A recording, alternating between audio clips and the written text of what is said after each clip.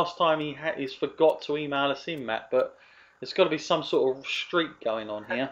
Jimbo, wrestler squad number 9, and he's got an almighty question for us, Matt. So hold on to your seat. Can't wait for this weekend, guys. I'm watching the entire UFC MSG event as I missed it last week. Then I'm watching NXT Takeover and Survivor Series. Absolutely smashing weekend. 2 questions. 1.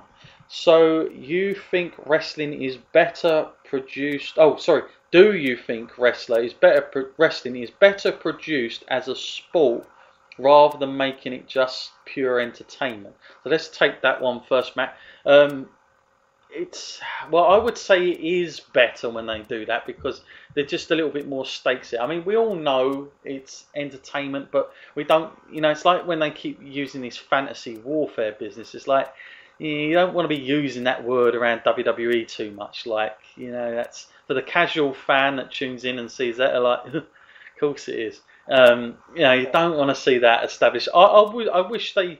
I mean, for instance, the sit-down interviews they've done with Brock and Goldberg. Like, I love that kind of intense. They do better with them than they have guys on the mic sometimes. Like, it's done really well, and I do think there's room to do that. I mean, if you look at a legit thing like the way Conor McGregor's been doing things, it's not. He just turns up at a press conference and he does his entertainment now. Without kind of all the shenanigans of what you see on Raw sometimes, where it just takes so long for these guys to address whatever it is, and they have to say some silly things. And I don't know. I wish it was treated like that. I mean, wrestling certainly was treated like that, and if you go back on our wrestling arts, you can definitely see it was definitely considered as a more of a sport theme. And of course, in Japan, there's very much that feel. Culturally, that wrestling is important. It is taken serious. What's your take on it, Matt? Has the dial almost gone a little bit too far over to saying this is entertainment now? Where we wish it was. We all know it is, but we just wish that there was a little bit more higher stakes in it, and maybe. I don't know where they'd go. I mean, they've never really kept things like stats, have they, Matt? I mean, that's never talked about in wrestling, is it? Like, always, God knows, and 2,852 or whatever it is, or his minutes in a match, or what his percentage is on, God knows, a leg drop or whatever. I mean, they never talk about things like that. But is there room for that in pro wrestling? Because even back in the old days, Matt, they still probably wouldn't have brought that stuff up. Well, if we're looking at it purely objectively, like black and white, should it be referred to as sport or should it be entertainment? I'm quite happy for them to refer to it as entertainment because for me, when I'm looking at sport, that really does bring up an image of, if you're going to name something as a sport, then it has to be competitive. I'm not saying WWE is not competitive. I'm saying that the winners are predetermined. So you can't really say one person is legitimately better than the next because they were told to be better than the next person. Sure. I know they have to put in the hard work and prove themselves to get to that position, but still, if I was going to say it as a legit sport, I would have to see actual competition. And the fact that the entertainment part of it doesn't really bother me that much, because if you wasn't into entertainment, if you wasn't into stuff like seeing a lot of drama unfold and everything, you probably wouldn't be watching WWE anyway. Yeah, it's true. I think, like I said before, there is room, I think, to do some stuff, but it's difficult. I mean, it's like when they go to that panel. I mean, you think to yourself, what is the point of going back to Booker T, King, and whoever else is on there, Lita normally? Like, they don't talk about anything other than they just repeat what the announcers have just said. I mean, they literally go through it and they say, he won. But they don't actually talk about the match in depth or anything. There's no analyst going on here. In fact, the only bit you'll get is if Corey Graves might talk about some stuff. But, I mean, really, it's pretty bare, Matt, where they don't mention things like that. And I wish they would. They always need a Gary Neville, don't they?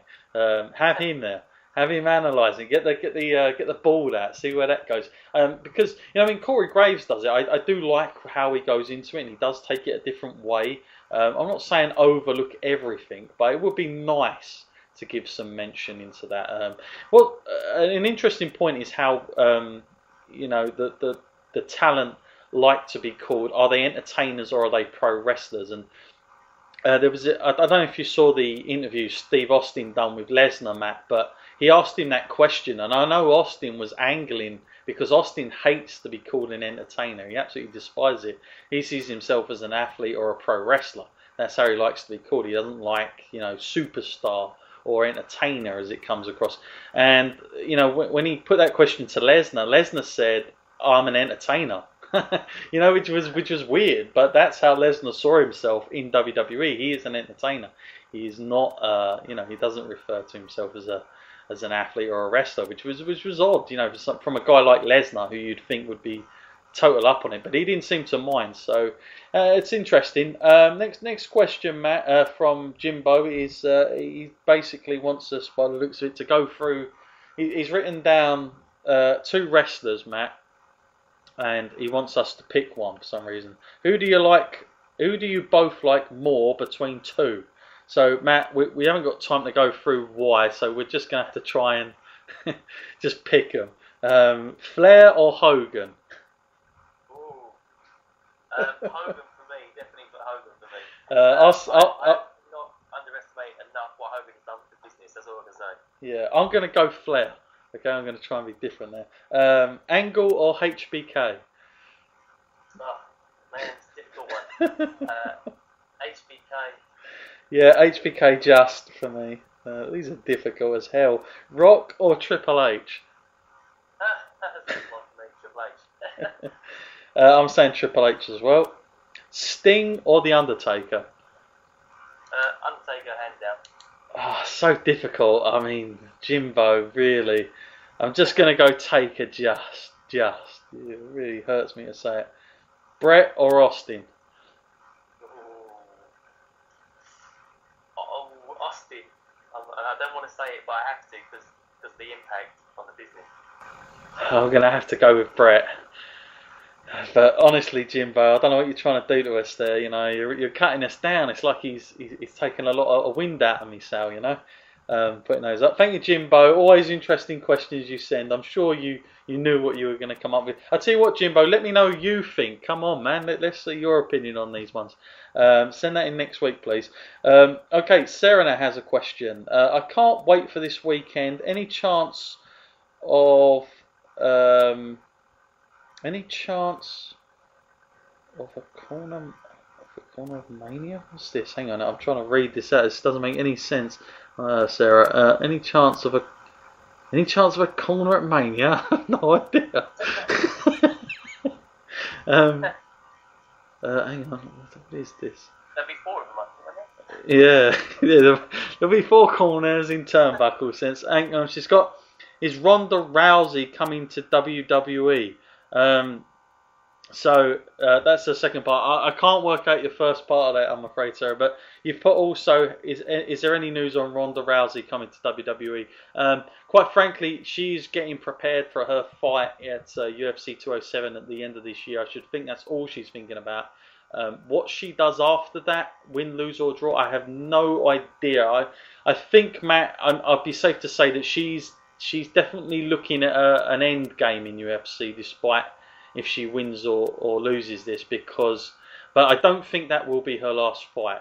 Even if she wins, I think she's gonna do at least 2 more, I would imagine, and then that will be her exit strategy. And then I say there's all the I mean, the thing is, she's young enough, isn't she, Matt? To WWE is not like a thing she has to get to now. For this to work, and she's only going to do. She's not going to listen. She's not signing for WWE to do a full-time gig. She's going to be the Lesnar of the women's division. She's going to be the one that comes in and has the box office matches. That's how you want to. That is how I would book Ronda anyway, because she's such a huge attraction. Quite frankly, so yeah, I've not really heard her speak about it because she's been so focused on that. So yeah, the only thing I can think that she means here is there any chance of? I think what she meant here, from what maybe it was just a spell check done it a different way, but it could be Conor McGregor. I think it could be Conor at Mania. any chance of Conor at Mania. So I'm going to say that's there. I'm going to have a guess. And quite frankly, I would love him to be there because, I mean, the guy would sell it for everyone. I mean, I don't think WWE would have to book too much else if they had him there on the road, on a press conference, Matt. I mean, if he was doing all that, it'd sell itself, wouldn't it? Any chance do you think of this happening? I don't see it happening too soon. But I do, if the money's right and everything else, you never know if he might be in it as some sort of host or something like that. I did read a story on my reliable source, the internet, you know how reliable that is, that Triple H had thought that he would, or had said something along the lines. Yeah, I saw that as well. Would be great in the WWE. But that was kind of like well, no, duh. Yeah. He's like the most popular sports person in combat sports right now. So, yeah, I mean, they would be rubbing their hands at the thought of getting him to appear at a Mania, you know, in any capacity at all, even if he was just sitting in the front row there. Yeah, even if they'd done what they'd done with Ronda a couple of years ago and he just gets involved in a segment, you know, that would be great, wouldn't it? I'm not sure what Lesnar would think about that after what he said about wrestlers, but he certainly set himself up nicely, like to get involved with somebody, hasn't he? You know, Conor McGregor is a great businessman, let me tell you. So he's planted seeds to get in there. There's no doubt about it. Okay, let's next question. Jay, I'm glad he brought this up actually because I did want to talk about this. Such sad news about Vader. Do you think it's time for WWE to induct him now? And yeah, Matt, the news came out last week, I think, wasn't it, or this week, should I say, that you know, what was it? Vader's been given pretty much a 2-year to live kind of thing. I mean, you know, an amazing talent, Vader, and we know he's got his fans here. Like we seem to get a lot of Vader and Sid fans on this show, and they're kind of the most rarest sometimes that they ever get spoken about. But sad news, Matt. I mean, do you think WWE will do this as a kind of tokenistic kind of thing? Because, you know, you always think to yourself, sometimes it's always too late. Like, they always don't do it, and, you know, it's too little too late. But first of all, I'm going to definitely say Vader should be in the Hall of Fame. Like, he is definitely Hall of Fame bound. Despite him not having the greatest run in WWE, now they put people in for all their other accomplishments, and this guy in Japan and WCW was a huge star, and he's always been my favourite big guy. I mean, he's been the one I always look at as the most agile. Matt, do you think they will do it for him, knowing this news? Yeah, I can only hope so. This is overdue, if anything, isn't it? And they obviously still have fond feelings for him because he's appeared on the old school Raw, hasn't he? Yeah, so, he turns up at all the Hall of Fame, so I shouldn't imagine there's too much bad blood there. So I would hope so. Yeah. Yeah, I hope they do as well. You know, you think back to the Bushwhackers, the sad news after they were inducted, of course the Warrior. You know, WWE hopefully learn that it makes a hell of a lot of difference if the people are still around to get this. You know, it's like. It's always too little too late sometimes. So I hope Vader does get it because I think it will mean a lot for him and his family. And yeah, thoughts go with him, poor Vader. We'll definitely, I tell you what, we're going to... this actually leads me on to my next question actually. So let's wait until then. But Kip now emails in. Last question here. Love the show and I really like your old matches that you do. Are you planning to have Dynamite Kid, Andre or Inoki on your wrestling classics? So yes, we've been doing a wrestling arts series. For those of you that have not listened to that yet, it's on. If you subscribe to the Wrestling Skull podcast, you can go down the list and seek out wrestling arts. We've done a Lou Thesz match against Buddy Rogers, and we go all over the place. And we haven't got to those just yet, have we, Matt? No. That I know of, but we probably will do. But I will say that that will be coming up. We've got some. Who do we have? I'm trying to think back now. Oh yes, we had Abdullah the Butcher involved in a hell of a kind of blood brawl almost with Carlos Colon. You won't want to miss that. And also we had the WCCW, the the Von Erichs involved in some tag team matches. So we definitely will be going all over the place. I'm pretty sure we did have the Dynamite Kid, didn't we? We had him against Tiger Mask, didn't we? Yeah, no. So we have covered